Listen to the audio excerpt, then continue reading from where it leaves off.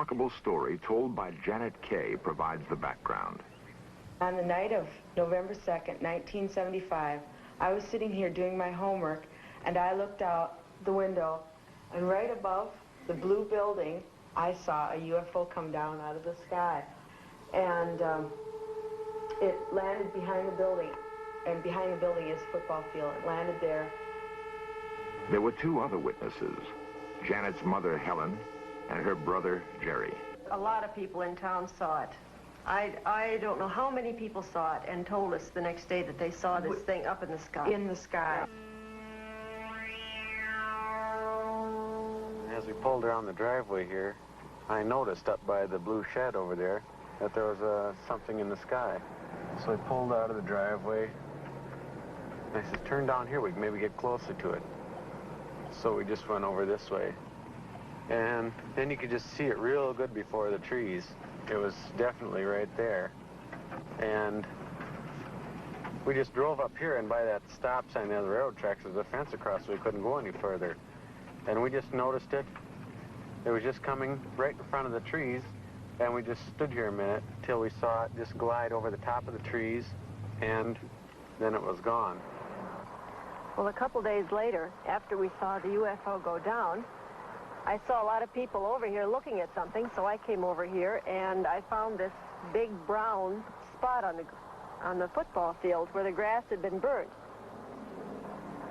As you can see, the blue building is right over there, and the burn spot is right here. And it's right in line with the window we saw the UFO come down from.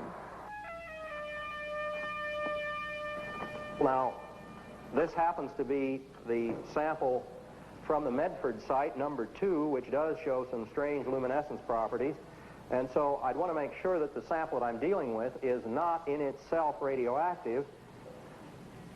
And I don't find that it is. I don't see any evidence of increased radioactivity. Yeah, at the time, it wasn't scary. It didn't frighten me when I looked out the window and I saw it.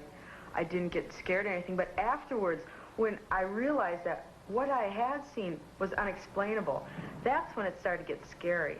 And then when they found the patch on the football field, well, that got a little worse. Furnace ready to be inserted here into the light chamber. And now we've inserted the sample, which is on the electric furnace, into the chamber. And we're going to start heating it. It's been 6 months since we saw the UFO go down. And as you can see, the bird spot is still visible.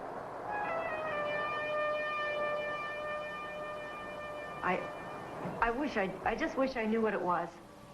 Don't you think so? Yeah, I mean, if it was something, you know, from another country or something the Army was putting up in the air, I wish they'd come and tell us that, this was it, and not just leave us out here thinking that it was something from some outer space place. I'd be satisfied with any kind of an explanation. Well, we're going to start off here by looking then at the glow curves, which I ran about 2 months ago on the Medford site. And if we look at the curve at the center of the site, we see that there's just a very small rise here. That is, the luminescence peak is very small. At the edge of the site, as we proceed along here, at the edge of the site, we discover the intense luminescence. Now, this luminescence that we are observing is apparently the result of some sort of radiation effect. It looks, at least, as though that particular sample at the edge of the site has been subjected to some kind of high-energy radiation.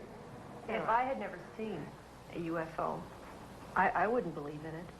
I wouldn't believe me if I were you. Because I have nothing to show you. I can't say, you know, I saw this. I just have nothing. All you have is my word. But there is more than just Mrs. Kay's word.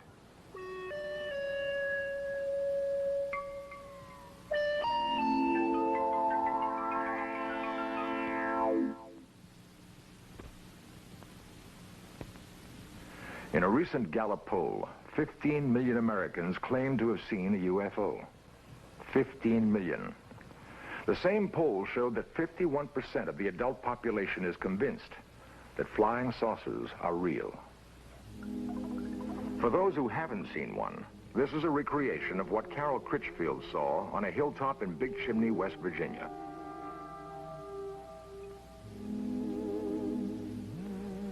The artist used the same technique that a police artist would use in recreating the features of a suspect from the descriptions of witnesses. And this is what Philip Baker saw on the town road in Mellon, Wisconsin.